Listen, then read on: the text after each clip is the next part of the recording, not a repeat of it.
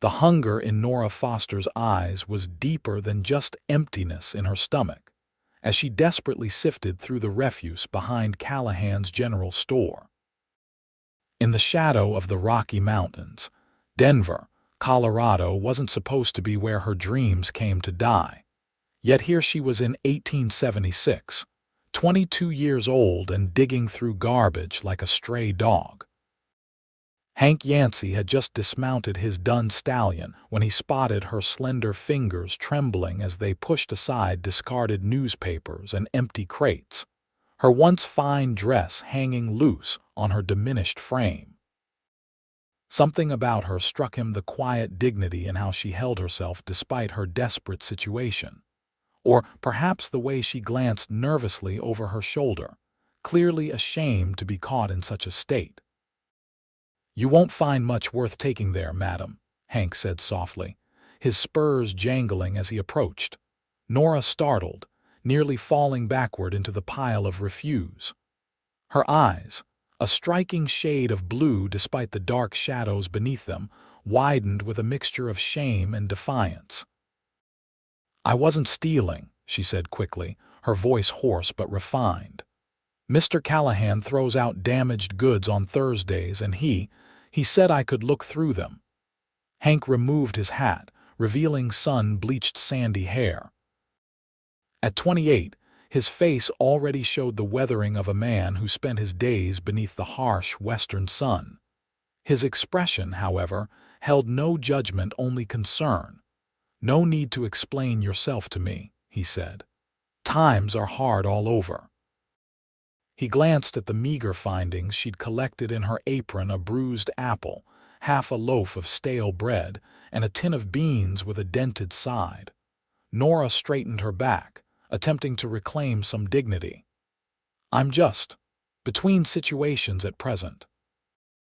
Hank nodded, noting how she tried to keep her clothes clean despite her circumstances, how her hair was pinned back neatly though she clearly had no resources to spare.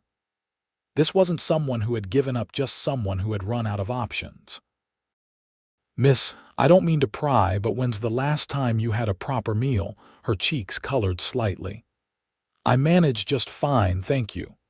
"I'm sure you do," Hank said, placing his hat back on his head. "But I just rode in from my ranch after a long day, and I was fixing to get a hot meal at Murphy's. They make a fine stew on Thursdays." He paused. "I'd welcome the company if you'd join me." Suspicion flickered across her features. She'd likely heard such offers before, with conditions attached. "Just a meal, madam, nothing more," Hank added, reading her expression. "And if it eases your mind, we can sit by the window where the whole town can see us." Hunger won out over pride. "That's very kind of you, Mr. Yancy, Hank Yancy." He extended a calloused hand. "I've got a cattle ranch about 10 miles east of town." "Nora Foster," she replied, hesitating before placing her hand in his. Her grip was surprisingly firm despite her weakened state. "A pleasure to meet you, Miss Foster. Shall we?"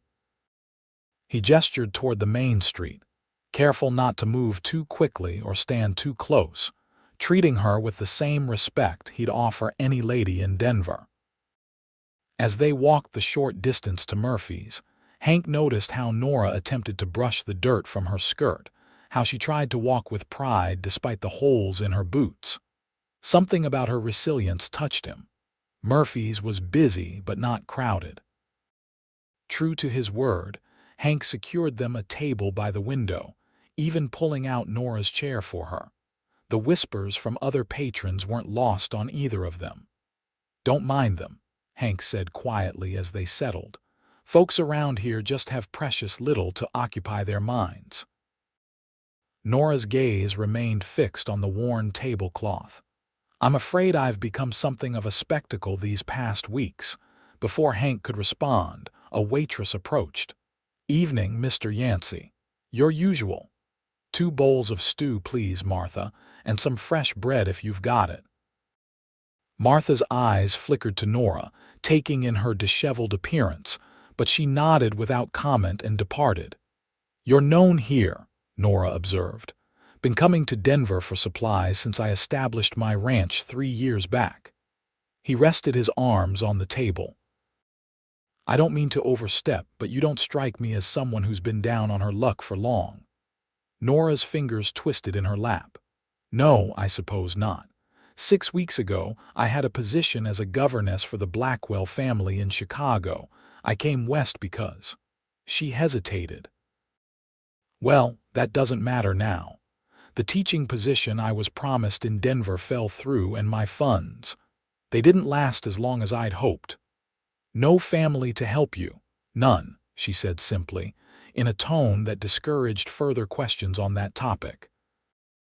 Their food arrived, steaming and aromatic. Hank pretended not to notice how Nora's hands trembled as she lifted her spoon, or how she had to restrain herself from devouring the meal too quickly. Instead, he spoke of neutral topics, the unusually mild weather they'd been having, the new railway line being built, the upcoming Founders' Day celebration. When she'd finished every morsel, including 2 slices of fresh bread with butter, Nora seemed to come back to herself a bit. Color returned to her cheeks and her eyes looked clearer. "Mr. Yancy," she said finally, "I appreciate your kindness, but I don't want your pity." "Good, because I'm not offering any," he replied with a slight smile. "What I am offering is work if you're interested." Wariness returned to her expression. "What sort of work?" "The honest kind. My housekeeper, Mrs. Potts, is getting on in years. She could use help with cooking and keeping the main house in order." He leaned back in his chair. "I've got a small cabin on my property where you could stay.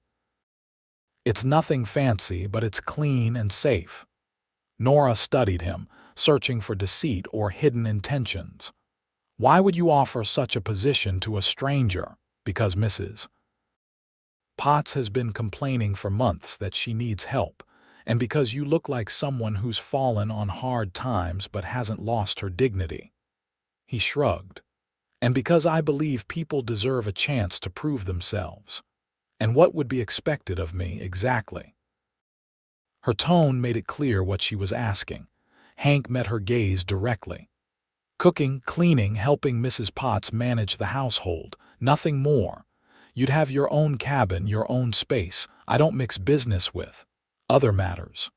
Nora considered his words. Her options were few. The last of her money had gone to the boarding house 3 days ago, and since then, she'd been sleeping in a corner of the livery stable without the owner's knowledge. "I could leave if the arrangement doesn't suit me. Any time. I'll even pay for the stage coach back to Denver if you decide it's not working out." He pulled a small pouch from his pocket and counted out several coins. "And I can advance you a week's wages now, so you can get whatever you might need before we head out tomorrow." The generosity nearly brought tears to her eyes, but Nora blinked them back. "I accept your offer, Mr. Yancy, and I promise you won't regret giving me this opportunity." "I don't expect I will, Miss Foster." He smiled, pushing the coins across the table to her. "I'll meet you here tomorrow at 9. We can stop at the general store before we head out to the ranch." When Nora retired to her hidden corner of the livery that night, for the first time in weeks, her stomach was full and her mind was not consumed by worry. She clutched the coins Hank had given her, hardly believing her change in fortune. It seemed too good to be true, but desperation had left her little choice but to trust this quiet cowboy with the kind eyes. Dawn brought a clear sky, and Nora used a small portion of her advance to pay for a bath at the barbershop's back room. She washed her hair and scrubbed weeks of grime from her skin, feeling human again. Her clothes were still worn and patched, but at least they were clean. At precisely 9 o'clock, she waited outside Murphy's, her few possessions bundled in a small carpet bag. When Hank arrived, he was driving a wagon rather than riding his horse. "Morning, Miss Foster," he greeted, tipping his hat. "Ready for a new start?" "Yes, Mr. Yancy, I believe I am." She allowed him to help her onto the wagon seat. noticing how careful he was to be respectful of her space. Their first stop was Callahan's general store, the very place where he'd found her scavenging just yesterday. The irony wasn't lost on Nora as they entered the establishment, her chin held high despite the curious stares from other customers who had seen her in less dignified circumstances. "Get whatever you need," Hank said, gesturing around the store. "Food staples for your cabin, personal items. Don't worry about household supplies for the main house.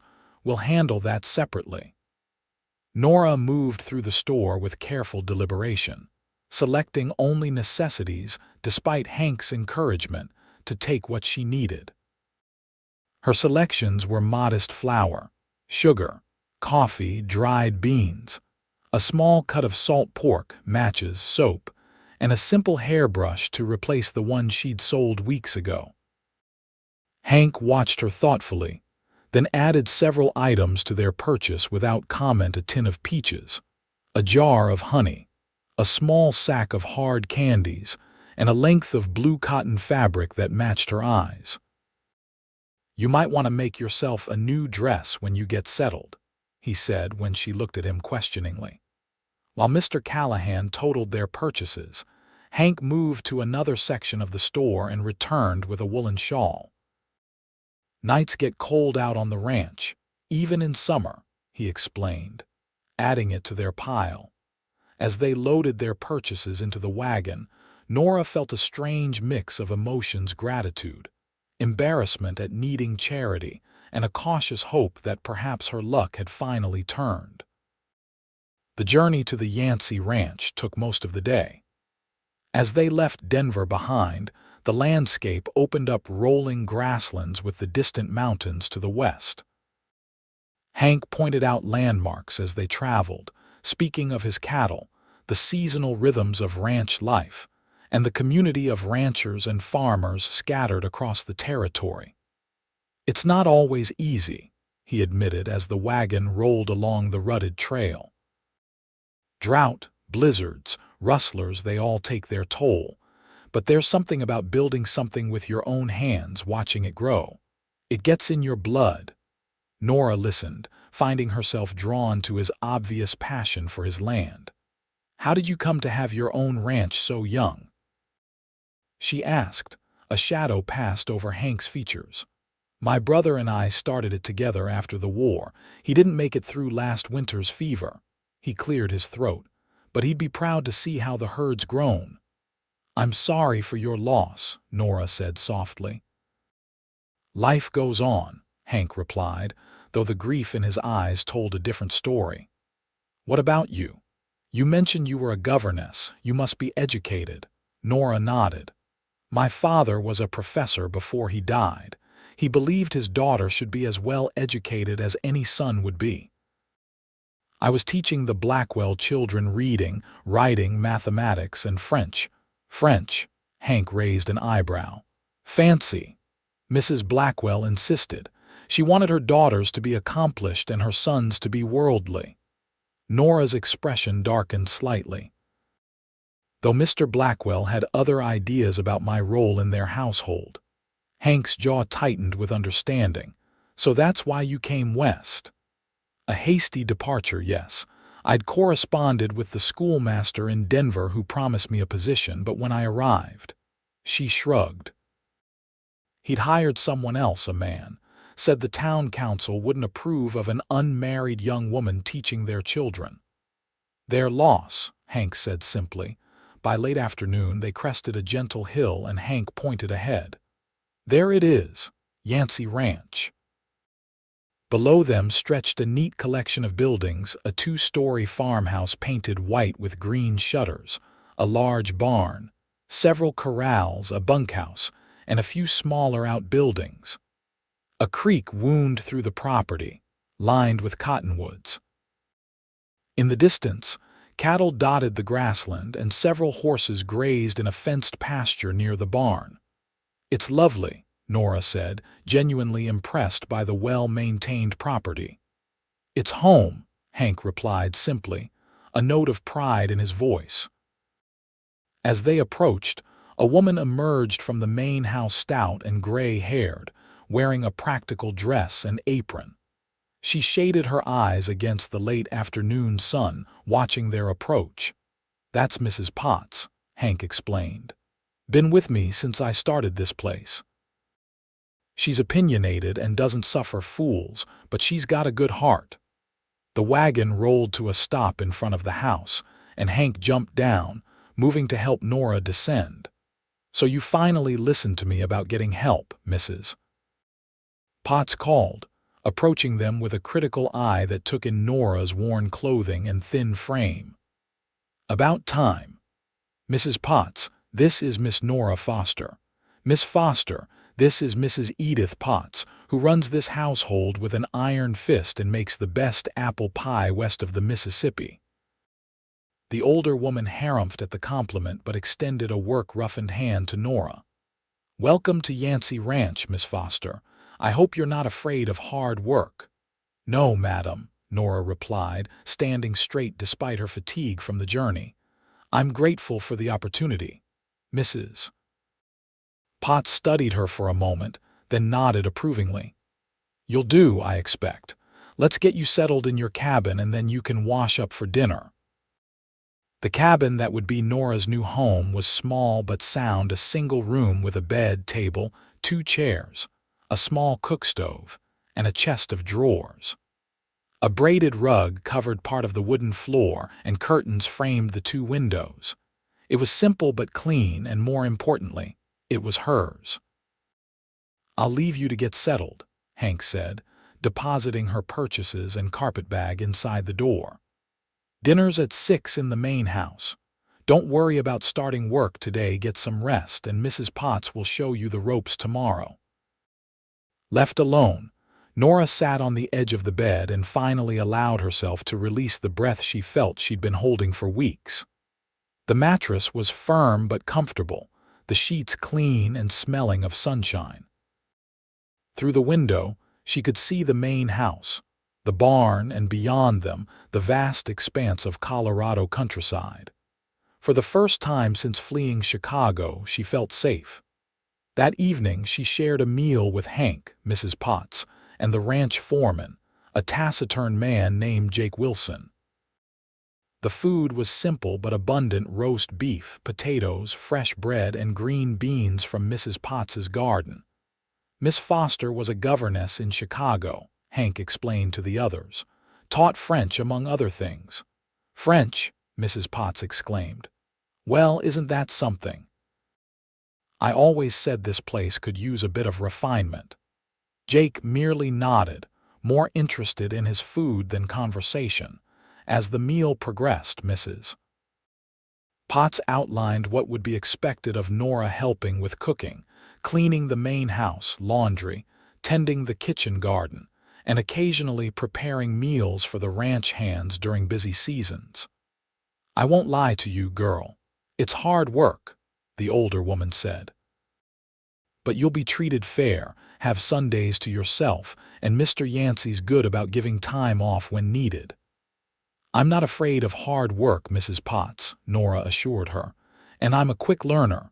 "Good. We'll start tomorrow after breakfast."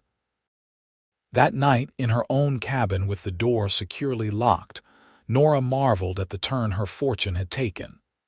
Just yesterday, she'd been digging through garbage, uncertain where her next meal would come from. Now she had a job, a roof over her head, and for the first time in weeks, a full stomach and a sense of security. As she drifted to sleep, her last thoughts were of Hank Yancy's kind eyes and the gentle way he'd treated her, asking nothing in return for his generosity. Morning came with the crowing of a rooster and the distant lowing of cattle. Nora dressed in her cleanest dress, pinned up her hair, and made her way to the main house, determined to prove her worth. Mrs. Potts was already in the kitchen, stoking the stove fire and mixing biscuit dough. "Good, you're prompt," she said by way of greeting. "Coffee's on the stove. Have a cup, then you can help me get breakfast on the table." The day passed in a flurry of activity as Nora learned the rhythms of ranch life. After breakfast for Hank and Jake, the other ranch hands ate in the bunkhouse, she learned.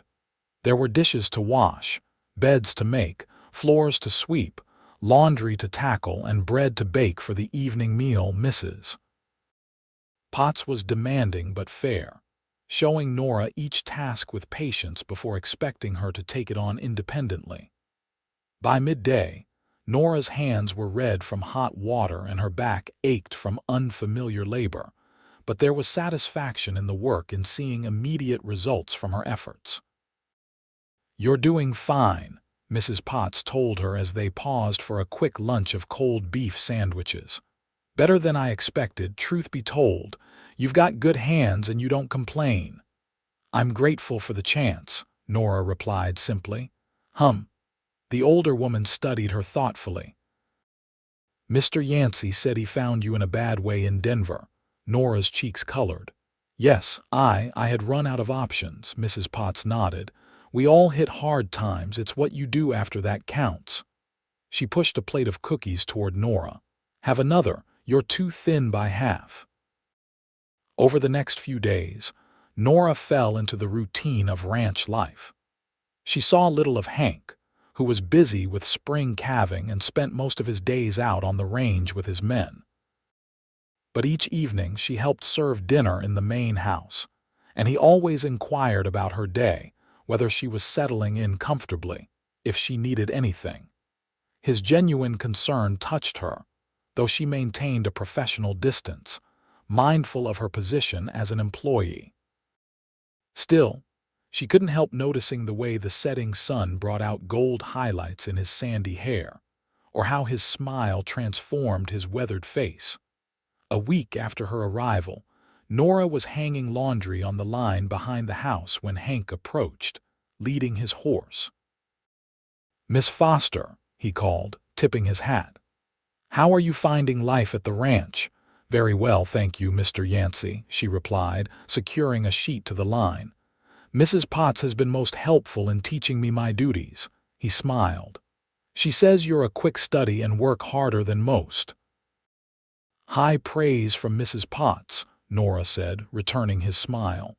"The highest." He hesitated, then reached into his saddlebag. "I was in town yesterday and picked up something I thought you might like." He held out a package wrapped in brown paper. Surprised, Nora wiped her hands on her apron and accepted it. Inside was a book, a collection of poetry by Tennyson. "I noticed you didn't have any books in your cabin," Hank explained. "Mrs. Potts mentioned you were educated, so I thought, well, everyone needs something to read." Nora ran her fingers over the embossed cover, deeply touched by the thoughtful gesture. "This is very kind, Mr. Yancy. Thank you.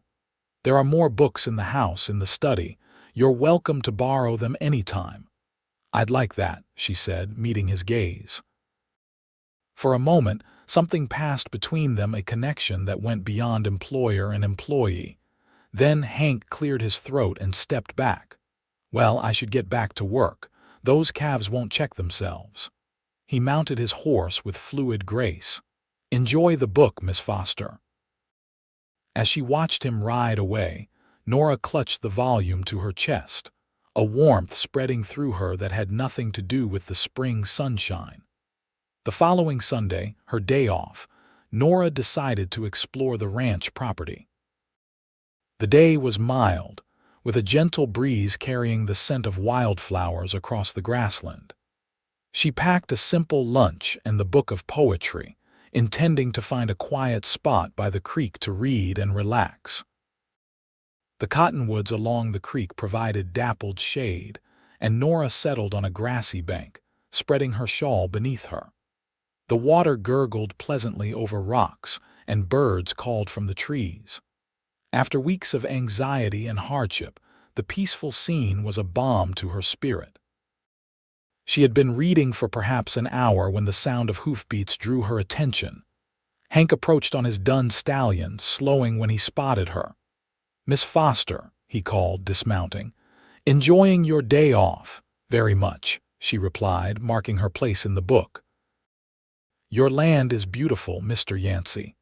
"Mind if I join you for a spell?" he asked, gesturing to her shawl. "I've been riding fence lines since dawn and a rest would be welcome. Please do." She moved over slightly, making room. Hank removed his hat and sat beside her, leaving a respectful distance between them. He stretched his long legs out before him and leaned back on his elbows, looking up at the shifting patterns of sunlight through the leaves. "This was my brother's favorite spot on the whole ranch," he said after a comfortable silence.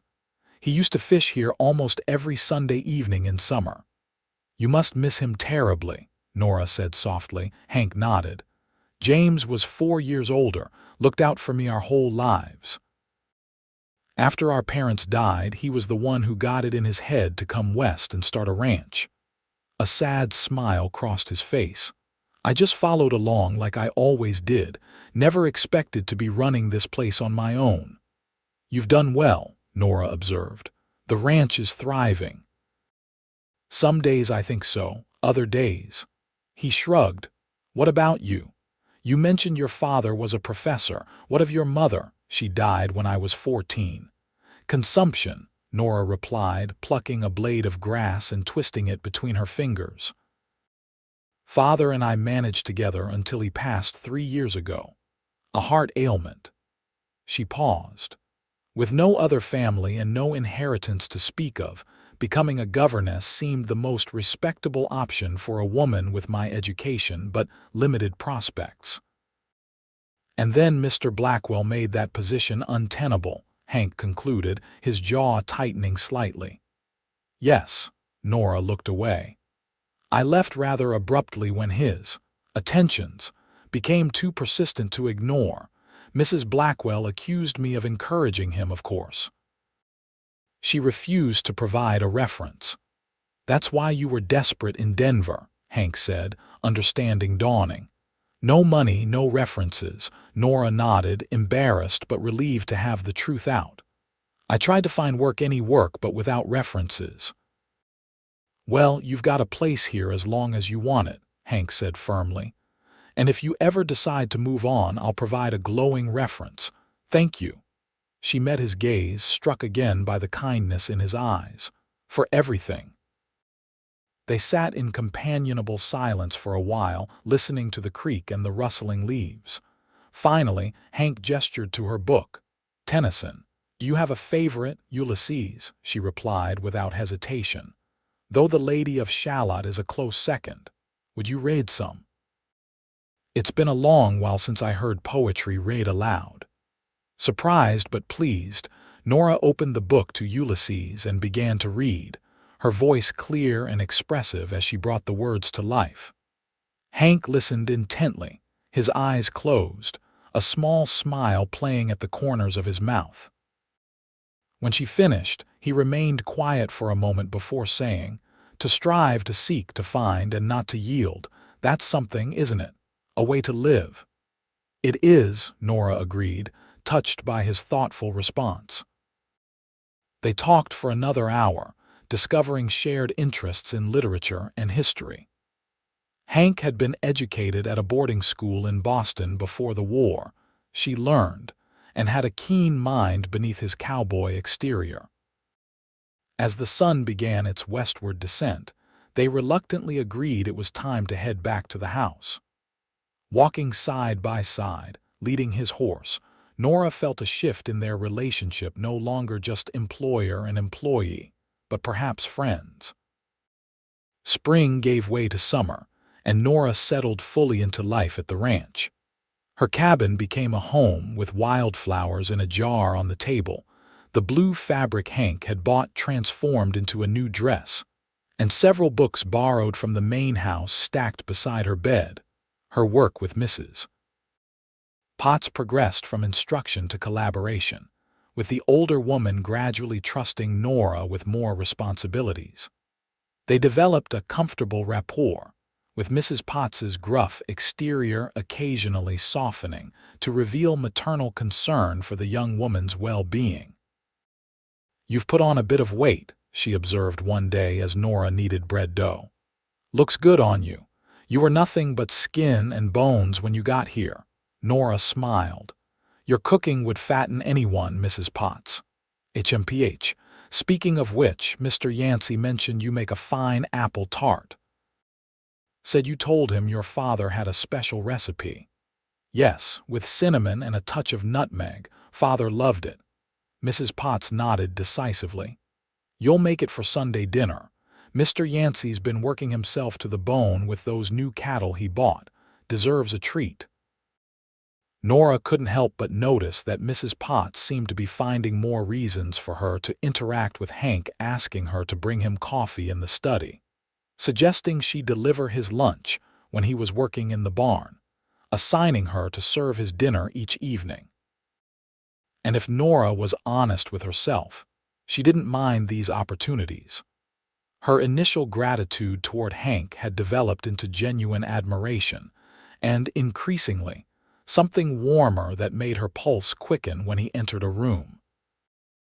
Their Sunday encounter by the creek had led to a tradition of sorts. Each Sunday afternoon, if weather permitted, they would meet there, sometimes planned, sometimes by apparent coincidence. Nora would bring a book. Hank often brought fishing gear, and they would spend hours talking, reading aloud, or simply enjoying the peaceful surroundings in companionable silence.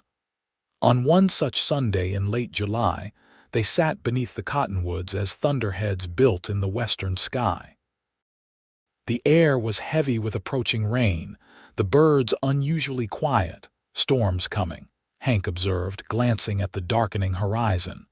We should head back soon. Nora nodded, reluctantly closing her book. These Sunday afternoons had become precious to her, a time when the differences in their positions seemed to fade away. I've been meaning to ask, Hank said, turning to face her. The Founders' Day dance is next Saturday in town. Would you like to attend, Mrs. Potts is visiting her sister in Boulder that weekend, so we'd have to close up the house anyway. Nora's heart skipped. Are you asking me to accompany you, Mr. Yancy? A faint color touched his tanned cheeks. I suppose I am, Miss Foster, though I should warn you I'm not much of a dancer. I'd be honored, she said, trying to keep her voice steady despite the flutter in her stomach, though I don't have anything suitable to wear to a dance. I think you underestimate your abilities with a needle and thread, Hank replied with a smile. That blue dress you made is mighty fine. Before Nora could respond, the first heavy drops of rain began to fall, quickly increasing to a downpour. They grabbed their belongings and ran for the shelter of a nearby tool shed used to store equipment for the hayfields. The small wooden structure was barely large enough for both of them, with a dirt floor and walls lined with rakes, shovels, and other implements. Rain drummed on the roof as they shook water from their clothing, laughing at their sudden dash. That came on faster than I expected, Hank said, running a hand through his damp hair. Nora wrung water from the hem of her skirt, suddenly aware of their close proximity in the confined space. Hank stood less than an arm's length away, his shirt clinging to his shoulders from the rain. Their eyes met, and the laughter faded from his expression, replaced by something more intense. Nora, he said softly, using her given name for the first time. I hope I haven't overstepped by asking you to the dance. No, she whispered, unable to look away from his gaze. You haven't. Because I wouldn't want you to feel obligated, given your position at the ranch. I don't feel obligated at all. The air between them seemed to crackle like the lightning outside. Hank took a half step closer, close enough that she could feel the warmth radiating from him. The truth is, he said, his voice low, I've been looking for an excuse to spend more time with you that didn't involve discussing household matters or ranch business. Nora's heart pounded in her ears.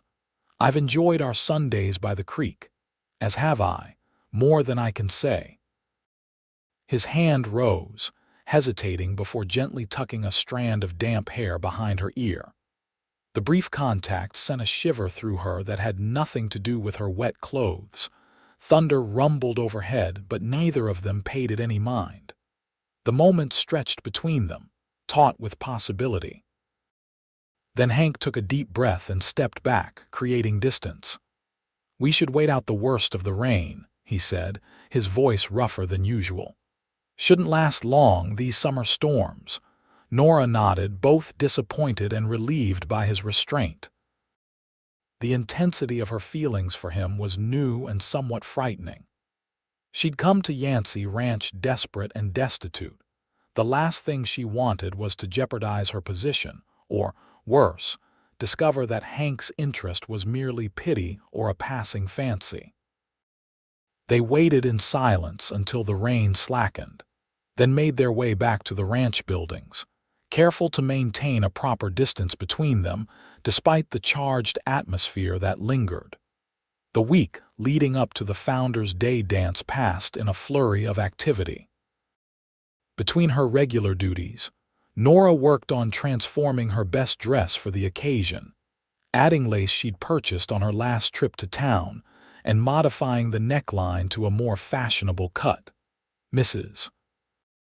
Potts watched these preparations with knowing eyes, but made no comment beyond practical suggestions about the alterations. The evening before she departed for Boulder, however, she called Nora into her room and presented her with a small wooden box. "These were my daughter's," she said, opening it to reveal a pair of delicate pearl earrings. "She's been gone 10 years now. Fever took her. I've been saving these, but I'd like you to wear them to the dance." Deeply moved, Nora protested. "Mrs. Potts, I couldn't possibly—" "Nonsense," the older woman interrupted. "They're doing no good sitting in this box. My Rebecca would have liked you practical, but with a bit of poetry in your soul, just like her." She pressed the box into Nora's hands. "Besides, they'll complement your blue dress beautifully." Recognizing the gift for what it was, not just earrings, but acceptance and a kind of blessing, Nora embraced Mrs. Potts. "Thank you. I'll take the greatest care of them." Mrs. Potts patted her back awkwardly before pulling away. "See that you do, and see that Mr. Yancy behaves himself. He's a good man, but still a man." Nora blushed furiously. "Mrs. Potts, it's just a dance." MMHMM. The housekeeper's expression was skeptical. "Just remember what I said." Saturday dawned clear and promised to be hot. Nora completed her morning chores early, then spent extra time preparing for the evening, washing her hair with rosemary water, pressing her dress one final time, and trying different arrangements of her hair before settling on a simple but elegant style that showcased Mrs. Potts's pearl earrings. When she emerged from her cabin at the appointed time, Hank was waiting by the buggy, dressed in his Sunday best, a dark suit, crisp white shirt, and string tie. He had trimmed his beard and slicked back his hair, and when he saw her, he removed his hat with a look of genuine appreciation. "Miss Foster," he said, his voice warm, "you look beautiful." Nora felt herself blushing under his gaze. "Thank you, Mr. Yancy. You look very handsome yourself." He helped her into the buggy, his hand lingering slightly longer than necessary as he assisted her. The drive to Denver was filled with easy conversation, though Nora was acutely aware of his presence beside her, the occasional brush of his arm against hers as he handled the reins. Denver was decorated for Founders' Day, with bunting and lanterns festooning the main street. The town hall had been transformed for the dance, its wooden floor polished and a small band set up in one corner. Tables of food and punch lined one wall, and flowers decorated every available surface. As they entered, Nora felt the curious gazes of the townsfolk. Many knew her only as the destitute young woman who had been reduced to scavenging behind stores just months ago. Appearing now on the arm of one of the area's most eligible ranchers caused quite a stir. "Ignore them," Hank murmured, his hand warm on the small of her back. "They'll find something else to gossip about soon enough." The band struck up a lively tune and couples began to take the floor. Hank turned to her with a slight bow. "May I have this dance, Miss Foster?" "I thought you said you weren't much of a dancer, Mr. Yancy," she teased as he led her to the floor. "I'm not," he admitted with a grin. "But I'm willing to risk making a fool of myself for the chance to hold you in my arms, even if it's just for a dance." The candid admission sent warmth spreading through her chest. As Hank took her in his arms, properly distant for a public dance, but still closer than they'd been before, Nora felt as though she was exactly where she belonged. True to his word, Hank was no expert dancer, but his natural grace and obvious enjoyment made up for any technical deficiencies. They moved together through several numbers, talking and laughing, before taking a break for refreshments. As Hank went to fetch them punch, Nora was approached by the town's mayor, a portly man named Simmons. "Miss Foster, isn't it? The young lady who came for the teaching position?" he asked, his tone not unkind. "Yes, sir," she replied, straightening her shoulders. "I see you found a position with Mr. Yancy." Something in his emphasis made her stiffen. "I'm employed as assistant housekeeper at Yancy Ranch," she said firmly. Of course, of course." His smile didn't reach his eyes. "And now you're attending the dance with your employer. How progressive."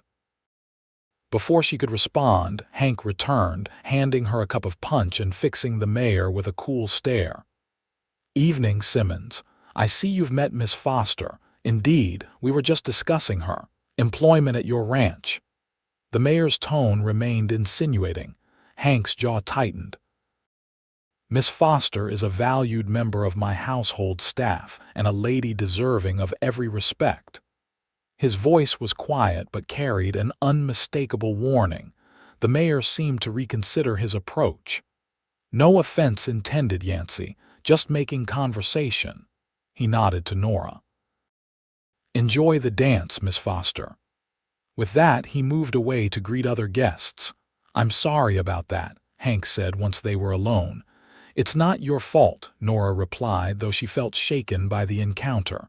"People will think what they will. They shouldn't, not about you." His expression was fierce in its protectiveness. "You're one of the finest people I've ever known, Nora Foster." The use of her full name, spoken with such conviction, touched her deeply. "Thank you, Hank," she said softly, using his given name for the first time. His eyes warmed at the sound of it on her lips. "Would you like to step outside for some air? It's getting rather warm in here." The night air was cool and refreshing after the crowded dance hall. They strolled along the boardwalk, passing other couples similarly seeking respite from the heat inside.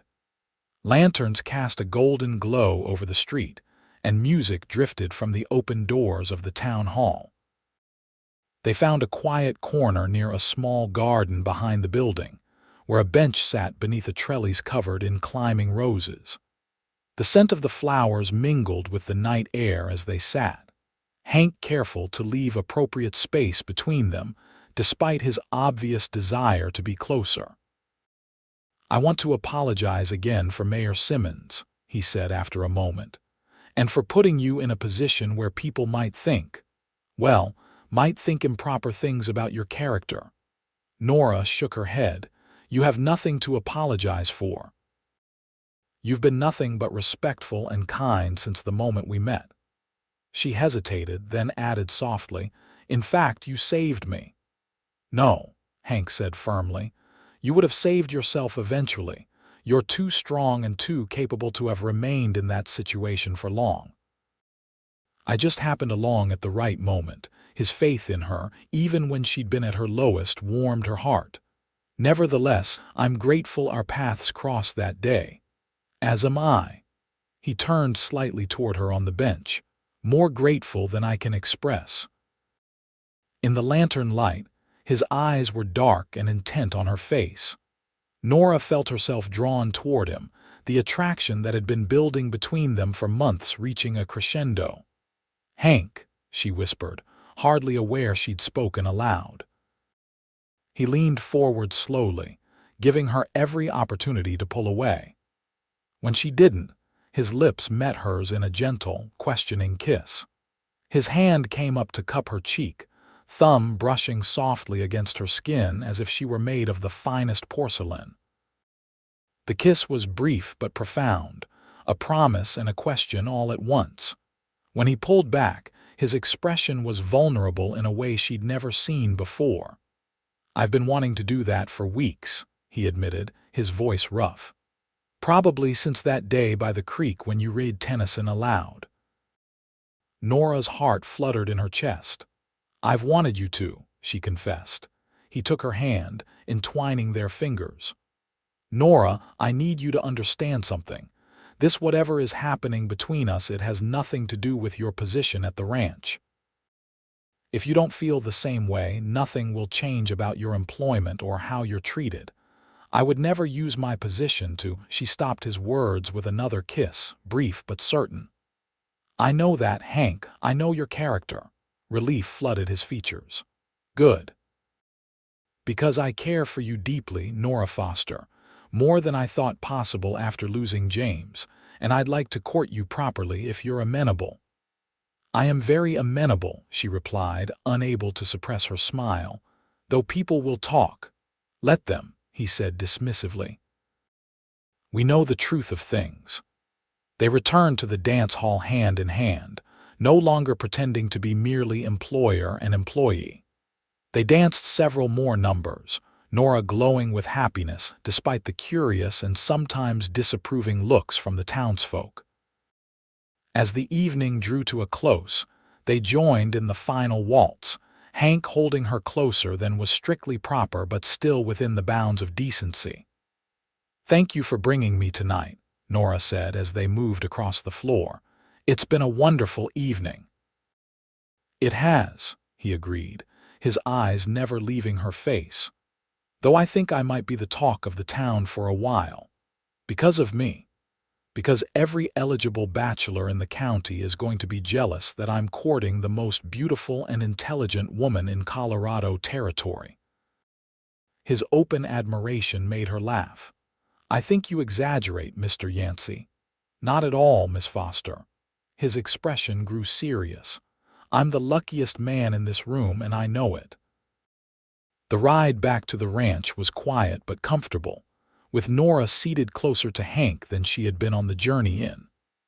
The night was clear, stars scattered across the sky like diamond dust, and a half-moon provided enough light for the horses to find their way along the familiar road.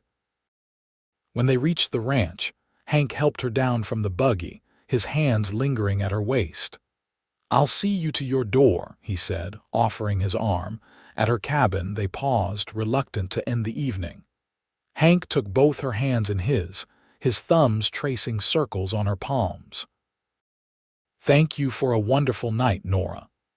"Thank you for asking me," she replied softly. He leaned down and kissed her again, this kiss deeper and more certain than their first. Nora responded in kind, her arms sliding around his neck as his encircled her waist, drawing her closer. When they finally parted, both were breathing faster and Hank's eyes had darkened with desire. "I should say good night," he said regretfully, "before I forget myself entirely." "Good night, Hank," she whispered, touching his cheek gently. "Good night, Nora." He pressed a final kiss to her forehead before stepping back. "I'll see you in the morning." She watched him walk back toward the main house, her heart fuller than she could remember it being in years. The following weeks brought a subtle but significant shift in life at Yancy Ranch. Nora continued her duties as assistant housekeeper, but her relationship with Hank evolved from employer and employee to something far more personal. They took meals together, spent evenings reading aloud in the study or playing chess, and continued their Sunday afternoons by the creek, now often including a picnic that Nora prepared. Mrs.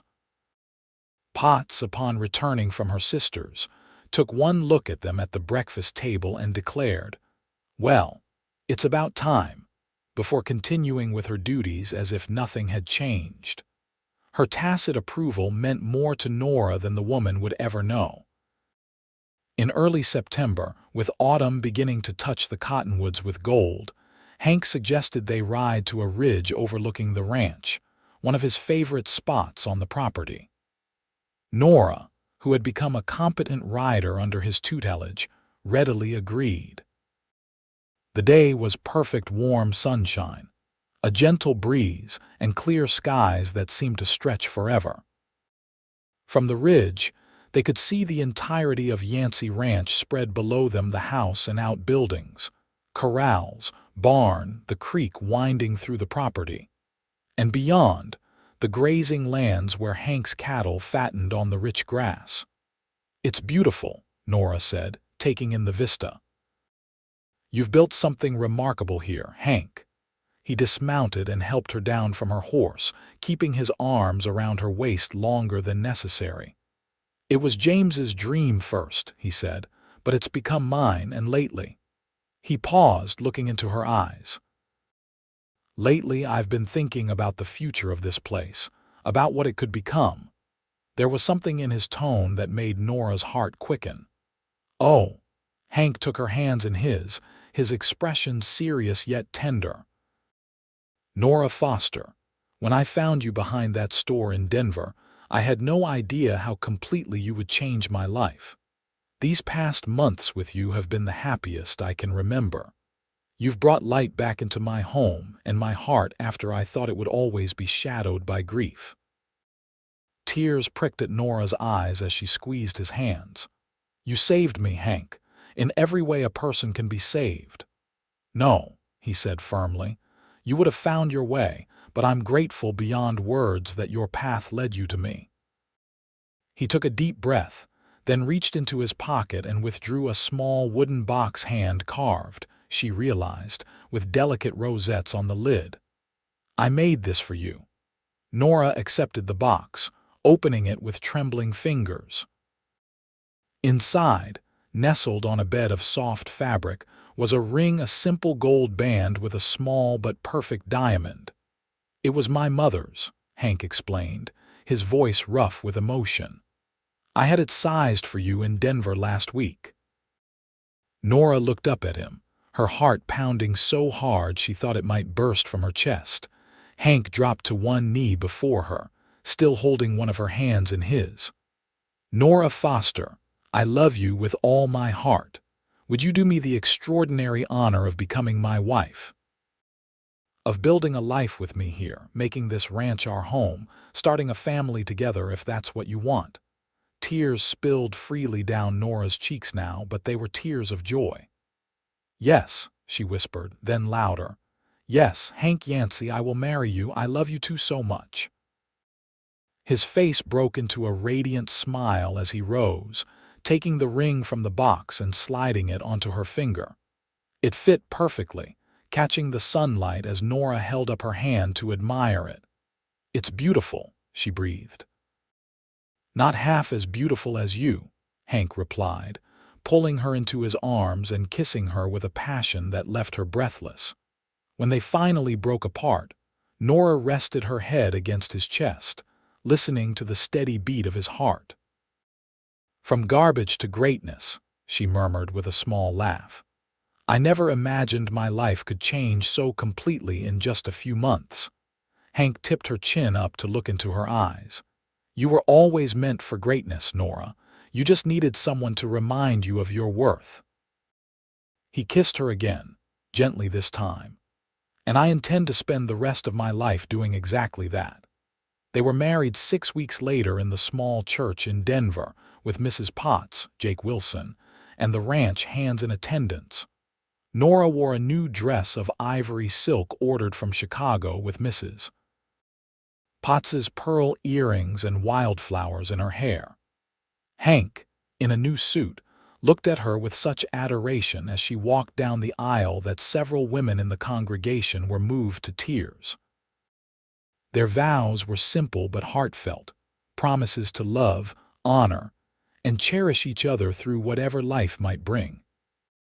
When the minister pronounced them husband and wife, Hank's kiss was both tender and possessive, a declaration to everyone present that this remarkable woman was now his partner in all things.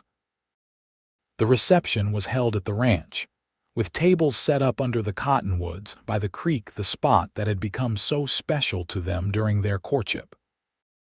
Lanterns hung from the branches, food was abundant, and a trio of musicians played while guests danced on a wooden platform constructed for the occasion. As evening fell, Hank drew Nora away from the festivities, leading her to a quiet spot where they could see the celebration but have a moment of privacy. "Happy, Mrs. Yancy?" he asked, his arms circling her waist. "Happier than I ever thought possible," she replied, leaning into his embrace. "And you, husband? I have everything I could ever want right here." He kissed her temple. "Well, almost everything. Oh, what's missing?" Hank turned her in his arms to face him fully. "Nothing at this moment. But someday, I hope, little feet running across the ranch, children with your intelligence and perhaps a bit of my stubbornness." Nora's heart swelled at the image. "I'd like that very much." "How many do you think?" he asked, his eyes twinkling. "A whole herd of little Yanceys," she laughed. "Let's start with one and see how we fare." "A sound strategy, Mrs. Yancy." He kissed her again, more deeply this time, though the practice might be the best part. "Hank!" she exclaimed, blushing but not truly scandalized. They had discussed the intimate aspects of marriage, and while Nora was naturally somewhat nervous, she trusted Hank completely and looked forward to that final joining of their lives. He laughed, pulling her close again. "I love you, Nora Yancy. And I promise you'll never go hungry again for food or love or anything else that matters." "I know," she whispered against his lips. "And I promise to fill your life with as much joy as you've brought to mine." They returned to their guests, dancing and celebrating until the last lantern burned low.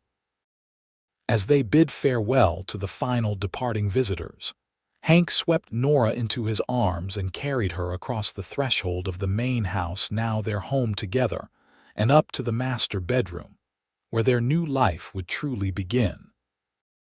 The years that followed were not without challenges: droughts, harsh winters, economic downturns that affected cattle prices, but Hank and Nora faced them together, their partnership strengthening with each obstacle overcome. Their first child, a son they named James after Hank's brother, arrived just over a year after their wedding, a strong, healthy boy with Hank's sandy hair and Nora's blue eyes. 2 years later, they welcomed a daughter, Elizabeth, named for Nora's mother, Mrs. Potts, who had initially declared she would retire once Nora became the lady of the house, instead stayed on, becoming a beloved grandmother figure to the Yancy children and an invaluable support as the family grew. The ranch prospered under their joint stewardship. Hank's knowledge of cattle and land management, combined with Nora's organizational skills and financial acumen, proved a formidable combination. They expanded their operations, added new pasture land, and built a reputation for quality livestock that commanded premium prices. Nora never forgot her own experience with desperate hunger, and the Yancy Ranch became known for its generosity to those in need. No one who came to their door seeking work or food was ever turned away empty-handed. Hank sometimes joked that his wife was determined to fill every empty cupboard in Colorado territory, but his pride in her compassion was evident. On the 5th anniversary of their meeting, Hank surprised Nora with a gift: a small schoolhouse built on the ranch property, where she could teach their children and those of the ranch hands. It was her passion realized, and she threw herself into creating a warm, nurturing environment where young minds could flourish. "You always knew, didn't you?" she asked Hank as they stood together in the completed schoolhouse, surveying the desks, books, and teaching materials he had ordered from back east. "That I was meant to teach. I knew you were meant for greatness," he replied, echoing his words from years before.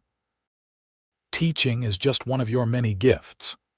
Their life together was rich with love, purpose, and the deep satisfaction of building something meaningful, not just a successful ranch, but a family and a legacy that would endure. On warm summer evenings, they still sometimes walked down to the creek, their favorite spot now shared with their children. As the little ones played in the shallow water under Mrs. Potts's watchful eye, Hank and Nora would sit beneath the cottonwoods, hands entwined, and marvel at how far they had come. "Do you ever think about that day?" Nora asked once. "When you found me behind the store," Hank nodded, his thumb tracing patterns on her palm. "Often. I thank God every day that I decided to take that particular route back to my horse. Divine intervention," she teased gently. "Perhaps." His expression grew serious. "Or perhaps two souls that were meant to find each other will always find a way, no matter the circumstances." Nora leaned against his shoulder, watching their children splash in the creek, their laughter carrying on the summer breeze. "I think you might be right about that, Hank Yancy." And as the sun set behind the mountains, casting golden light across the land they both loved, Nora reflected on the journey that had brought her here from desperate hunger to abundant fulfillment, from emptiness to overflowing joy. The path had not been easy, but every step had led her home to this place, this man, this life that had exceeded her wildest dreams. She had once been a starving woman searching through garbage for sustenance. Now she was loved, respected, purposeful, her life as rich and nourishing as the fertile land of the Yancy Ranch. And it had all begun with a kind cowboy who saw her worth when she could no longer see it herself, a man who had filled first her cupboards, and then, most miraculously of all, her heart.